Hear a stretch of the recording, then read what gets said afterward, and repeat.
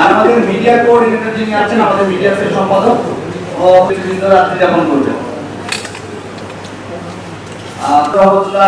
মাজার জিয়ারত, দয়াময় মন্দির পরিদর্শন। আমরা আশাবাদী জামালপুর একটি শান্তিপূর্ণ জেলা, এখানে রাজনৈতিক সহাবস্থান নেতৃবৃন্দ ইতিহাস রয়েছে। জামালপুরে আপনাদের নিরাপত্তা নিয়ে কোনো শঙ্কা আছে কিনা, বা এর ব্যাপারে আপনারা কি ব্যবস্থা নিচ্ছেন? আসলে নিরাপত্তা দেওয়ার দায়িত্ব সবসময় রাষ্ট্রের। আমরা গোপালগঞ্জে দিয়েছিলাম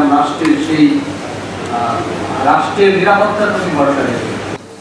কয়েকশো কোটি টাকা ব্যয় মৌরুদ করে আছে মাত্র জামালপুর অংশে।